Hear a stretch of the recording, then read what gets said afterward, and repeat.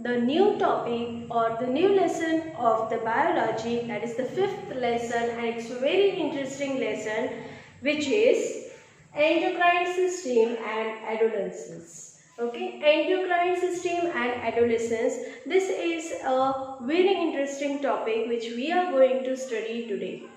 Now, in this, first we are going to study about the endocrine system. What do you understand by endocrine system? So, our body is mainly consists of two types of the glands. So, that glands are nothing but they are secreting the enzymes. Okay, the secretion of the enzymes is there. So, what are the two types of glands that we are going to see now? So, one is known as exocrine gland and another one is known as endocrine gland. So, in these two glands, we are going to see how the secretion of the enzymes is there or secretion of the hormones is there. So, first one, let us study about the exocrine gland. Exocrine gland is nothing but it is having the ducts which are carrying the secretion of the enzymes. So here we can see in the diagram, this is the diagram of the exocrine gland. In this exocrine gland, you can see here the gland is present and the gland is secreting the enzymes over here. These enzymes are directly going to the target organ. So this is known as a exocrine gland. This exocrine gland has a duct. This is known as a duct, which is carrying the secretion of the enzymes. The enzymes are carried with the help of the duct. Means there is a way to pass that enzymes. So that is why it is known as a duct gland, or we can say it is a exocrine gland which is having the duct. Okay, to pass the secreted enzymes. Now, here we have the endocrine gland. Endocrine gland, there is a no duct present. Here, the duct is joined here to the target organ. Here, no duct is joined over here where whatever the target is there. So, mostly these glands are ductless gland. Endocrine glands are known as a ductless gland since they don't have the duct. Okay. So now in this we are going to see how they are secreting the hormones.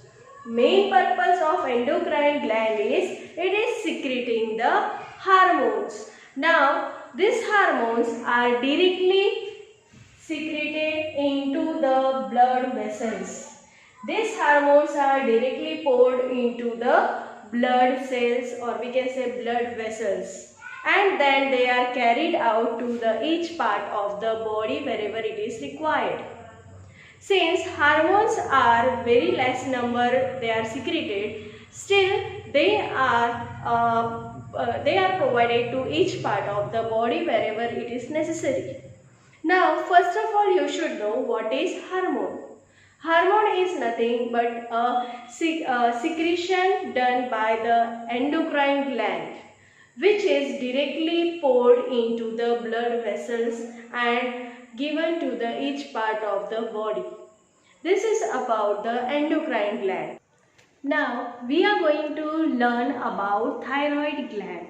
As we know, it is a type of we can say the one part of the endocrine gland. So, mostly the thyroid gland is producing the hormones like thyroxine. It secretes the hormones like thyroxine, which is very important in our body.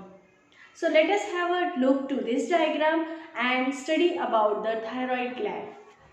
The thyroid is a bilobe gland situated on the either side of the windpipe, just below the larynx. It secretes the hormones thyroxine, which is an iodine containing protein, and this hormones mostly speeds up the rate of the stimulation of the growth in infants. the insufficient secretion over secretion, means insufficient secretion or over secretion of the thyroxine is again harmful effect for our body. So these harmful effects let us study in detail and different alignments of this thyroxine hormone secretion. Alignments, or we can say the causes of the thyroxine hormone secretion. For example, if it is in the insufficient amount, so if it is in a proper amount of thyroxine secretion is not there, so there are the different possibilities of the symptoms which are arising, or we can say the diseases which are arising due to that. So first one is simple goiter. Simple goiter is nothing but it is just the enlargement of the pharynx, or near the larynx some enlargement of the part is there, and that is known as a goiter. Here we have the diagram of the goiter. It is an ailment caused due to the enlargement of the thyroid gland. It appears as a swelling in the neck. Mostly it occurs due to insufficient iodine in our daily food. And these thyroid deficiencies are most commonly in many parts of India. The use of iodized salt in the food is recommended because iodine is required in the production of thyroxine. The next one disease, or we can say the different problems which is occurring due to the less amount of the or insufficient amount of the thyroxine hormone is cretinism. Cretinism is nothing but it is an alignment which brings about abnormal development in an infant. This results in both physical as well as mental retardation. Myxedema. Myxedema is nothing but it is also the condition seen in an adult when insufficient of the thyroxine is produced, and due to this mostly it shows the general slugginess, or we can say with the swelling on the face and hands is seen over there, and generally most of the ladies are suffering from this. So many of the times you may be seen in your family or somewhere else the thyroid disease, like it is occurring in the mostly women. Why it is occurring? Due to the insufficient thyroxine hormones are produced in that body. Okay, now if this we learn about insufficient amount of the thyroxine hormones in the body, now we are going to see if more amount, or we can say over secretion of the thyroxine is there, then what happens in that case? Mostly the heartbeats are increased, weight loss is seen, or generally the restlessness is there. Means the person is not feeling well, always it is restless. Second thing, the weight is lost very quickly, and most probably the heartbeats are increased more. So this is about the over secretion of the thyroxine. Now the next one is adrenal gland. Adrenal gland are like caps over the kidneys. Let us have a look to this diagram. In that you can see a central medulla and a peripheral cortex is present. Medulla secretes adrenaline called epinephrine or emergency hormone. This hormone is secreted when a person is under the situation of stress or sometimes the anger. And to face the situation, these hormones are mostly secreted very quickly and the person is able to face the situations. So mostly the adrenal glands are important in whenever the stress is there or anger is there. Now the next one is pancreas. Pancreas is mostly situated behind the stomach. Let us have a look to this diagram and make sure how it is important in our body. So in the diagram you can see it is mainly a digestive gland, and it has a cluster of hormone secreting cells called as islets or larger hands. They secrete two principal hormones. They are insulin and glucagon. Okay, glucagon is nothing but it is also a very important, means mostly it is very important for our body. So these hormones are secreted with the help of the pancreas. So the most important one is insulin. Insulin is very important to make the lower glucose from the stream of the blood. Whenever the glucose is increased in our blood, it controls, or we can say it lowers with the help of the insulin. So it mostly lowers the glucose from the body. And second thing, there are the different three ways how it is making the lower. So let us have a look to this 3 points. Converts extra glucose to glycogen, which is ultimately stored in the muscles. Second thing, it is also stored in the liver. And second point, induces the cells to burn, and mostly it is producing the heat and energy for the body. Then the third point is, it causes the cells to convert extra glucose into the fat. Okay, so these are the three ways how the glucose is lowering the sugar, or we can say which maintains the sugar in our body. Then if insufficient amount of the insulin is present in the body, then what happens? Mostly the person is suffering from the diabetes.